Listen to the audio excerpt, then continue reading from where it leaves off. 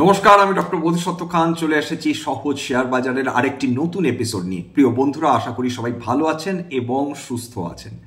বিগতকাল জিডিপিকে নিয়ে আমরা আলোচনা করতে আমরা দেখেছিলাম যে ভারতের জিডিপি 8.2% হারে বৃদ্ধি পেয়েছে, যেটা গোটা বিশ্বের মধ্যে সর্বোচ্চ।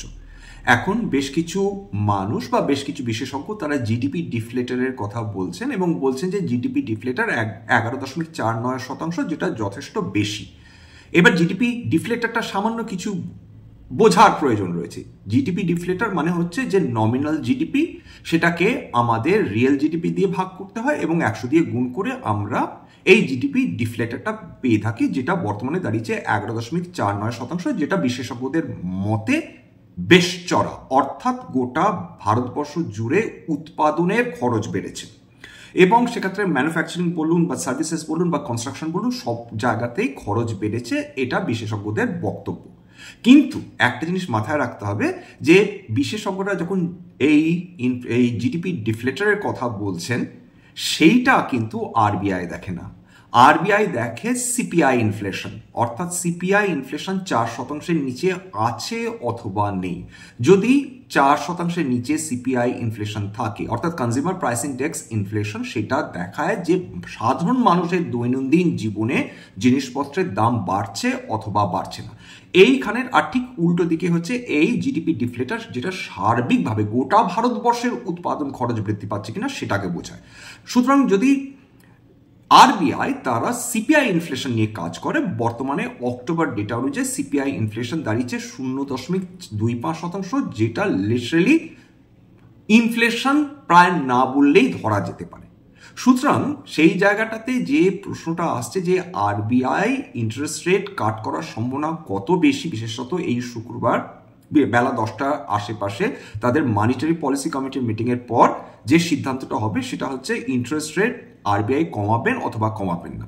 সুতরাং যদি তারা সিপিআই ইনফ্লেশন তারা এই লেভেলে কন্ট্রোল দেখেন, সেক্ষেত্রে তাদের কাছে অতিরিক্ত এলবো রুম থাকে যে তারা ইন্টারেস্ট রেট নিয়ে তারা তাদের সিদ্ধান্ত তারা নিতে পারেন এবং সেটা যাতে গ্রোথ ওরিয়েন্টেশন সেটাকে সাপোর্ট করে, সেটার ব্যাপারে কিন্তু এই ধরনের যে সিদ্ধান্ত আরবিআই নিয়ে থাকেন সেটাতে হেল্প করে থাকে। এইবার প্রশ্নটা হচ্ছে, তর্কের খাতিরে ধরে নিচ্ছি, কোনো ফরওয়ার্ড লুকিং স্টেটমেন্ট কিন্তু নয়, তর্কের খাতিরে ধরে নিচ্ছি যদি রিজার্ভ ব্যাংক অফ ইন্ডিয়া তারা স্ট্যাটাস কোও মেনটেন না করেন, যদি তর্কের খাতিরে ধরে নিই যে তারা ইন্টারেস্ট রেট কমাচ্ছেন, সেক্ষেত্রে খুব স্বাভাবিকভাবেই প্রশ্ন আসবে তাহলে কোন কোন সেক্টরগুলো এর দ্বারা উপকৃত হবে। 1 নম্বর। 2 নম্বর, গোটা 2025 ধরে আপনারা প্রত্যেকেই দেখেছেন যে নিফটি বা সেন্সেক্স সমস্ত বাধা বিপত্তি পার করে তাদের সর্বকালীন উচ্চতা ছুঁয়ে গিয়েছে, কিন্তু মিড ক্যাপ এবং স্মল ক্যাপগুলো ভালো পারফরমেন্স করতে পারেনি, এটাও আমাদের মাথায় রাখতে হবে। তাহলে আমাদের এটাও বুঝতে হবে যে 2025 জুড়ে কোন কোন সেক্টর ভালো পারফরমেন্স করতে পারেনি, কারণ ডিসেম্বরে তো আমরা এসেই পড়লাম বলা চলে, এবং কোন কোন সেক্টরগুলো আমাদের বাজারকে তাদের সর্বকালীন উচ্চতাতে উঠতে সাহায্য করেছে, সেটা আমাদের বোঝার প্রয়োজন রয়েছে। কারণ আন্ডার পারফর্মিং সেক্টর এবং যে সেক্টরগুলো পারফরমেন্সের মাধ্যমে নিফটি বা সেন্সেক্সকে এই পর্যায়ে পৌঁছাতে সাহায্য করেছে, তাদের ব্যাপারে একটু বোঝার প্রয়োজন রয়েছে, যে সেক্ষেত্রে আমরা নিজেদের মতন করে আমরা আমাদের সিদ্ধান্ত নিতে পারি যে 2026-এ আমরা কি করব অথবা করব না। এইবার চলে আসছি হচ্ছে ভারতবর্ষের ক্ষেত্রে আরেকটা যেটা প্রশ্ন হচ্ছে যে ভারতবর্ষের মার্কেট কি দারুণভাবে এক্সপেন্সিভ, অথবা ভারতবর্ষের মার্কেট এক্সপেন্সিভ কিনা বোঝার জন্য আমাদের কি কি ইন্ডিকেটার্স দেখতে হয়। প্রথম যেটা সবচেয়ে জনপ্রিয় সেটা হচ্ছে ওয়ারেন বাফেট ইন্ডিকেটর, অর্থাৎ মার্কেট ক্যাপ টু জিডিপি।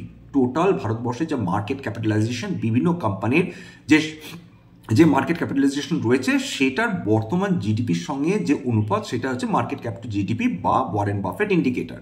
সাধারণত ওয়ারেন বাফেট এইটা দেখে সিদ্ধান্ত নেন তিনি বিনিয়োগ করবেন কি করবেন না। ঠিক এই কারণেই হয়তো বা ওয়ারেন বাফেট বহু বিলিয়ন ডলার, কয়েকশো বিলিয়ন ডলারের শেয়ার বিক্রি করে হাতে টাকা নিয়ে বসে আছেন, কারণ এই মুহূর্তে আমেরিকার যে মার্কেট ক্যাপ টু জিডিপি সেটা 234% ওপর উঠে গিয়েছে এবং ওয়ারেন বাফেটের কাছে থেকে 90% মধ্যে যদি মার্কেট ক্যাপিটাল জিডিপি থাকে, সেটা কিন্তু তার কাছে কমফোর্টেবল জোন, যেখানে তিনি সাধারণত বিনিয়োগ করে থাকেন। একটু দেখে নিই যে ভারতবর্ষের এখানে মার্কেট ক্যাপিটাল জিডিপি কত এবং বিশ্বের যে তাবর অর্থনীতিগুলো রয়েছে তাদের মার্কেট ক্যাপিটাল জিডিপি কত। হংকংয়ের মার্কেট ক্যাপিটাল জিডিপি রয়েছে 1470.98%, 2025-এর data. South Africa 325.92%, Switzerland 232.11%, United States 219.5%, সেখানে ভারতবর্ষ 142%, এবং চায়না 75.53%। অর্থাৎ যদি আমরা ওয়ারেন বাফেট ইন্ডিকেটর দেখি এবং সেটাকে ধরি, তাহলে ভারতীয় শেয়ার বাজারের তুলনায় নিঃসন্দেহে চাইনিজ মার্কেট অনেক বেশি চিপার। 2 নম্বর হচ্ছে আরেকটা রেশিও, সেটা হচ্ছে যে শিলার পিই রেশিও। এবার শিলার পিই রেশিও, একজন প্রফেসর শিলার তিনি এই কনসেপ্টটা তিনি নিয়ে এসেছিলেন। সেটা হচ্ছে বিগত 10 বছরের ইনফ্লেশন অ্যাডজাস্টেড পি, অর্থাৎ প্রাইস টু আর্নিংস পার রেশিও। সেইটা দেখে ডিটারমাইন করা যায় যে একটি মার্কেট চড়া দামে ট্রেড করছে অথবা করছে না। বর্তমানে ভারতবর্ষের শিলার পি রেশিও, যেটা আমি ট্রেডিং ভিউ থেকে নিয়েছি এই তথ্যটা, 40.42, সেটা নিঃসন্দেহে চড়া বলা যেতে পারে। 2 নম্বর, এবং ভারতবর্ষের যে ওয়ারেন বাফেট ইন্ডিকেটর অর্থাৎ 142%, সেটাও কিন্তু বেশ চড়া হিসাবে আমাদের অ্যাকসেপ্ট করতে হবে। 3 নম্বর কি? 3 নম্বর হচ্ছে ইনভার্টেড ইল্ড কার্ভ। দেখুন, ভারতবর্ষের ক্ষেত্রে ইনভার্টেড ইল্ড কার্ভ নিয়ে কোনো সমস্যা নেই। যে সমস্যাটা শুরু হয়েছিল 2022 সালে, 2022 থেকে 2024 আমেরিকাতে আমরা এই ধরনের ইল্ড কার্ভ দেখতে পেয়েছিলাম, এবং বিশেষজ্ঞরা বা অর্থনীতিবিদরা আশঙ্কা প্রকাশ করেছিলেন যে যখনই ইউনাইটেড স্টেটসে এই ধরনের ইনভার্টেড ইল্ড কার্ভ দেখা যায়, তখনই কিন্তু আমেরিকার রিসেশনের মুখে পড়ে। যদিও 2022 থেকে 2024 এই 3 বছর ইনভার্টেড ইল্ড কার্ভ থাকার পর 2025-এ আবার স্বাভাবিক অবস্থায় চলে এসেছে। এবার আপনাদের মনে নিশ্চয় প্রশ্ন জাগবে, তাহলে ইনভার্টেড ইল্ড কার্ভটা কি? ইনভার্টেড ইল্ড কার্ভ শুনতে খুব কঠিন লাগছে, বাস্তবিকভাবে মারাত্মক কোনো কঠিন একটা কনসেপ্ট নয়। সত্যি কথা বলতে, একটি দেশে যখন শর্ট টার্ম বন্ড ইল্ড তার লং টার্ম বন্ড ইল্ডের থেকে বেশি হয়ে যায়, তখন এই ধরনের ইনভার্টেড ইল্ড কার্ভ হয়। এবং সেটা ভারতবর্ষে সেটা বর্তমানে নর্মাল, ইউনাইটেড স্টেটসেও কিন্তু শর্ট টার্ম যেটা বন্ড ইল্ড সেটা লং টার্ম বন্ড ইল্ডের থেকে কম হয়ে গিয়েছে 2025-এ, কিন্তু 2022 থেকে 2024-এ এই ধরনের ইনভার্টেড ইল্ড কার্ভ ছিল, যেটা বিশেষজ্ঞদের মধ্যে আশঙ্কা সৃষ্টি করেছিল। তার মানে যেটা বোঝা যাচ্ছে যে ভারতবর্ষের ক্ষেত্রে চড়া যেটা হচ্ছে শিলার পি, সেটা চড়া, মার্কেট ক্যাপ টু জিডিপি বা ওয়ারেন বাফেট যেটা রেশিও সেটা চড়া, এবং ইনভার্টেড ইল্ড কার্ভ সেটা যদিও নর্মাল অবস্থাতেই রয়েছে। কিন্তু আমেরিকাতে যখনই আবার ইনভার্টেড ইল্ড কার্ভ চলে আসবে, তখন আমেরিকাতে রিসেশন আসলে বিশ্বের অন্যান্য দেশে একটু ত্রাহি পড়ে যায়, বিশেষ করে যারা এক্সপোর্ট ওরিয়েন্টেড যে দেশগুলো রয়েছে, যেমন চায়নার উদাহরণ সবচেয়ে প্রকৃষ্ট উদাহরণ হিসেবে ধরা যায়। কিন্তু ভারতবর্ষের ক্ষেত্রে সেগুলো উপকারী সাব্যস্ত হয়, কারণ ভারতবর্ষ একটা কারেন্ট অ্যাকাউন্ট ডেফিসিট দেশ। সুতরাং আমেরিকাতে রিসেশন হলে তার গায়ে যে মারাত্মক আঘাত লাগবে এমনটি নয়। এছাড়া আমেরিকাতে রিসেশন থাক চাই না থাক, ভারতবর্ষের উপর 50% শুল্ক বসিয়ে ভারতবর্ষ আমেরিকার জন্য অলরেডি আমেরিকা ভারতবর্ষের জন্য অলরেডি রিসেশনারি একটা কন্ডিশন তৈরি করে রেখেছে। অর্থাৎ আমেরিকাতে রিসেশন হলে তারা কি করবে? এক্সপোর্ট কমিয়ে ইম্পোর্টগুলো কমিয়ে দেওয়ার চেষ্টা করবে, সেটা অলরেডি তারা ভারতবর্ষের সাপেক্ষে তারা করে রেখেছে। শুধু নতুন করে আমেরিকার রিসেশনের জন্য আমাদের অপেক্ষা করতে হবে এমনটি নয়। তাহলে ভারতবর্ষের জন্য বর্তমানে যে নেগেটিভ পয়েন্টগুলো সেগুলো কি দাঁড়িয়েছে? 1 নম্বর, আমরা রাশিয়ার কাছ থেকে তেল কিনতে পারছি না। যদি আন্তর্জাতিক বাজারে তেলের দাম বৃদ্ধি পায়, ভারতবর্ষের অর্থনীতিতে তা আঘাত লাগতে পারে। তার কারণ আমাদের পকেট থেকে অতিরিক্ত তেলের জন্য দাম দিতে হবে আন্তর্জাতিক তেল কেনার জন্য, ক্রুড অয়েল। 2 নম্বর, যত ইউএস যেটা ডলার ইন্ডেক্স সেটা শক্তিশালী হবে, তত কিন্তু আমাদের টাকা, আমাদের মুদ্রা দুর্বল হবে, এবং ভারতীয় মুদ্রা যদি দুর্বল হয়, খুব স্বাভাবিকভাবে ইম্পোর্টেড ইনফ্লেশন বৃদ্ধি হওয়ার সম্ভাবনা বেশি রয়েছে, এবং সেটা হলে আমাদের বর্তমানে যে লো ইনফ্লেশনারি কন্ডিশনের মধ্যে রয়েছে সেটা আঘাতপ্রাপ্ত হতে পারে। কারণ তেলের দাম এবং সোনার দাম যত বেশি বৃদ্ধি পাবে, এবং এই দুটো যে পণ্যই আমরা যেহেতু বেশি আমদানি করে থাকি, আমাদের অর্থনীতিতে ইনফ্লেশন বৃদ্ধি করার জন্য এদের কন্ট্রিবিউশন অনেক অনেক বেশি এবং অনেক বেশি সক্রিয় হবে, এ ব্যাপারে কোনো সন্দেহ নেই। এবার চলে আসি হচ্ছে যে তাহলে তাহলে যদি আরবিআই ইন্টারেস্ট রেট কম করে থাকেন তাহলে কি হতে পারে, মানে তা সেক্ষেত্রে কোন সেক্টরগুলো সবচেয়ে বেশি লাভবান হতে পারে। আবার বলছি, এটা কিন্তু কোনো ধরনের রিকমেন্ডেশন, সাজেশন, অ্যাডভাইস বা পরামর্শ নয়, এটা কেবলমাত্র একটা এডুকেশন চ্যানেল বাঙালি বিনিয়োগকারীদের ইনভেস্টার অ্যাওয়ারনেস বৃদ্ধির জন্য। এখানে কোনো ধরনের কোনো শেয়ারে বাইসের রিকমেন্ডেশন, সাজেশন, অ্যাডভাইস বা ইনফ্লুয়েন্স করার প্রচেষ্টা নেই। সবসময় একজন সেবি রেজিস্টার্ড ইনভেস্টমেন্ট অ্যাডভাইজারের পরামর্শ নেওয়ার চেষ্টা করবেন বা নিজের ডিউ ডিলিজেন্স করবেন, সেক্ষেত্রে আপনারা উপকৃত হলেও হতে পারেন। এবার চলে আসি হচ্ছে সেই সেক্টরগুলো যারা রিজার্ভ ব্যাঙ্ক অফ ইন্ডিয়া যদি ইন্টারেস্ট রেট কমিয়ে দেন, মানে কমিয়ে থাকেন যখন, তখন ইউজুয়ালি কোন সেক্টরগুলো উপকৃত হয়। রিয়েল এস্টেট বা হাউসিং সেক্টর খুব স্বাভাবিকভাবে যখন একজন মানুষ গৃহ কিনতে চলেছেন, ধরুন একদম কেউ ফ্ল্যাট কিনবেন, যদি হাই ইন্টারেস্ট রেট থাকে তাহলে সুদে মানে তাকে ঋণ যদি তিনি নেন কোনো ব্যাংক থেকে, তাকে চড়া ইন্টারেস্ট রেটে তাকে টাকাটা শোধ করতে হবে। খুব স্বাভাবিকভাবে কোনো কনজিউমার বা কোনো কাস্টমারই চাইবে না যে ঋণ নিচ্ছেন তাতে অতিরিক্ত টাকা যাতে তাকে পেমেন্ট করতে হয়। কিন্তু এক্ষেত্রে যদি ইন্টারেস্ট রেট কমে যায় তাহলে লং টার্মে তিনি দারুণভাবে উপকৃত হবেন।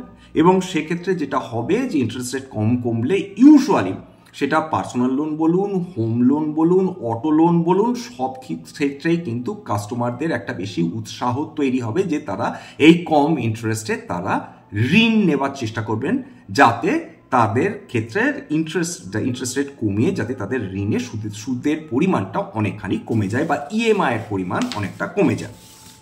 2 নম্বর হচ্ছে অটোমোটিভ এবং অটো সেক্টর। এইবার খেয়াল করে দেখুন যে অটো, আবার প্রথমে তো রিয়েল এস্টেট, গৃহ নির্মাণ হল বা মানে গৃহ ক্রয়ের প্রশ্ন এলো। 2 নম্বর হচ্ছে অটো। অলরেডি জিএসটি কমানো হয়েছে, এইবার যদি ইন্টারেস্ট রেটও কমে, খুব স্বাভাবিকভাবে মানুষ আরও বেশি, যারা এতদিন ধরে গাড়ি কেনার কথা ভাবছে, সেটা 2 চাকা হতে পারে, 3 চাকা হতে পারে, 4 চাকা হতে পারে, সেক্ষেত্রে তারা গিয়ে কেনার চেষ্টা করবেন এই ধরনের বিভিন্ন অটো সেক্টরের অন্তর্গত বিভিন্ন ধরনের ভেহিকেলস। সুতরাং সেটা অটো সেক্টর বা অটোমোটিভ সেক্টরের পক্ষে দারুণ উপকারী। এক্ষেত্রে অটো অ্যান্সিলিয়ারিস বা অটো রিলেটেড যে অন্যান্য সেক্টরস রয়েছে, অ্যাসোসিয়েটেড সেক্টরস, তারা উপকৃত হবে। সেক্ষেত্রে যদি গাড়ি বেশি বিক্রি হয়, টায়ার বেশি বিক্রি হবে, পেন্টস কোম্পানিগুলো উপকৃত হবে। যত বেশি অটো মানে গাড়ি বিক্রি হবে, তার সেই গাড়িগুলো রং করার জন্য পেন্টস কোম্পানিগুলোর প্রয়োজন রয়েছে, সুতরাং তারা উপকৃত হবে। এবং খুব স্বাভাবিকভাবে এই অটো এবং রিয়েল এস্টেট তারা উপকৃত হবে। 3 নম্বর হচ্ছে কনজিউমার ডিউরেবলস এবং রিটেল। এটা যত ইন্টারেস্ট রেট কম হবে তত উদ্বৃত্ত টাকা মানুষের হাতে আসবে, অর্থাৎ যিনি ধরুন তর্কের খাতিরে কোনো বাড়ির ক্ষেত্রে 50,000 টাকা প্রত্যেক মাসে ইএমআই পেমেন্ট করছেন, এবার হতে পারে যদি ইন্টারেস্ট রেট কমান সেক্ষেত্রে হয়তো তাকে 46,000 কি 47,000 টাকা তাকে ইন্টারেস্ট পেমেন্ট করতে হবে। সেক্ষেত্রে তার হাতে উদ্বৃত্ত 1,000 টাকা চলে আসবে, জাস্ট উদাহরণ হিসেবে বলছি। সেক্ষেত্রে সেই টাকাটা তিনি কিসের ক্ষেত্রে খরচ করতে পারেন? কনজিউমার ডিউরেবলস, হয়তো একটা ওয়াশিং মেশিন কিনলেন বা এয়ার কন্ডিশন কিনলেন, যে কোনো জিনিস, অর্থাৎ কনজিউমার ডিউরেবলস। অথবা ইভেন রিটেল সেক্টরে ফাস্ট মুভিং কনজিউমার গুডস, তার সেক্ষেত্রে ক্রয় বৃদ্ধি হতে পারে। তারপর 4 নম্বর হচ্ছে ব্যাংকিং এবং নন ব্যাংকিং ফিনান্সিয়াল কোম্পানিজ। এটা তো খুব স্বাভাবিক, যখনই ইন্টারেস্ট রেট কম করবেন রিজার্ভ ব্যাঙ্ক অফ ইন্ডিয়া, তখন ব্যাংকিং সেক্টরে লোন নেওয়ার আগ্রহ বাড়বে বা নন ব্যাংকিং ফিনান্সিয়াল কোম্পানিজগুলো বা হাউসিং ফিনান্স কোম্পানিজগুলোর কাছে মানুষজন বেশি যাবে, কারণ কম ইন্টারেস্টে লোন পেতে কে না ভালোবাসে। এবার non banking financial companies, micro finance, যারা বিশেষ করে তো মাইক্রো ফিন্যান্স কোম্পানিজগুলো, তারা তো অত্যন্ত চড়া তারা সুদে লোন দিয়ে থাকে। সেক্ষেত্রে তারা যদি সুদের পরিমাণ কমায়, সেক্ষেত্রে যারা সাধারণত রুরাল বেল্টগুলোতে এই ধরনের ব্যাপারটা একটু বেশি ঘটে থাকে, সুতরাং যারা রুরাল বেল্টে বা গ্রাম অঞ্চলে বা শহরতলিতে যারা এই ধরনের মাইক্রো ফিন্যান্স কোম্পানিজগুলো থেকে লোন নিয়ে থাকেন, তারাও ইন্টারেস্ট পাবেন যে কম ইন্টারেস্ট রেটে তারা এই ধরনের লোন যাতে অ্যাভেল করতে পারেন। মোটামুটি এই 5টা সেক্টর ইউজুয়ালি কিন্তু তারা প্রথমেই মানে তারা ডিরেক্টলি উপকৃত হয়। এবার যে কোনো ক্ষেত্রে সেটা রিয়েল এস্টেটের সঙ্গে অ্যাসোসিয়েটেড কোম্পানিজ, তারা তো ডেফিনেটলি অ্যাসোসিয়েটেড সেক্টরস, তারা তো ডেফিনেটলি উপকৃত হবেই। এইবার চলে আসি হচ্ছে কোন কোন সেক্টর এই আমাদের ভারতবর্ষের যে দুটো মেজর ইন্ডাইসেস নিফটি এবং সেন্সেক্সকে তার সর্বকালীন উচ্চতায় টেনে নিয়ে গেছে। একটা অবশ্যই ব্যাংকিং, নিফটি যদি ব্যাংক দেখেন সেটা এই ইয়ার টু ডেট অর্থাৎ 2025-এ 17.02% উত্থান দেখেছে, দুর্দান্ত বলা যেতে পারে, নিফটিকে সহজেই বিট করেছে। নিফটি অটো সেটা বিগত ইয়ার মানে 2025 অবধি অর্থাৎ নভেম্বর অবধি শেষ দিন অবধি 6.4% উত্থান দেখেছে। অর্থাৎ নিফটি অটো, নিফটি ব্যাংক এই দুটো দারুণভাবে নিফটিকে টেনে নিয়ে চলেছে সামনের দিকে। সেই কারণেই কিন্তু নিফটি এত ঝড়ঝাপটা সহ্য করার পরেও কিন্তু এখনো কিন্তু প্রায় 10% কাছে পজিটিভ রিটার্ন দিচ্ছে এই বছরে। এবার খারাপ পারফরমেন্স কার? Nifty fast moving consumer goods. একটু আশ্চর্য হওয়ার বিষয় রয়েছে বটে, জিএসটি কাট করার পরেও যে খুব একটা মানুষ ফাস্ট মুভিং কনজিউমার গুডস কোম্পানিগুলোর দিকে নজর দিয়েছেন এমনটি নয়। ইয়ার টু ডেট নেগেটিভ রিটার্ন দিয়ে রেখেছে 2.12%। যদি ইন্টারেস্ট রেট কমে সেক্ষেত্রে মানুষের তাদের মানসিকতা পরিবর্তন হবে কিনা সেটা তো সময় বলবে, কিন্তু আপাতত এইটা বিশেষ করে ফাস্ট মুভিং কনজিউমার গুডসের এই কোম্পানিজগুলো কিন্তু নিফটিকে অ্যাকচুয়ালি টেনে নামিয়েছে বা বাজারকে টেনে নামিয়েছে। তবে সবচেয়ে বেশি যেটা আঘাত করেছে ভারতীয় শেয়ার বাজার বা নিফটিকে সেটা অবশ্যই ইনফরমেশন টেকনোলজি। আপনারা জানেন যে ইনফরমেশন টেকনোলজি নিয়ে বিস্তর জলঘোলা হয়েছে এবং প্রচুর সমস্যা হয়েছে।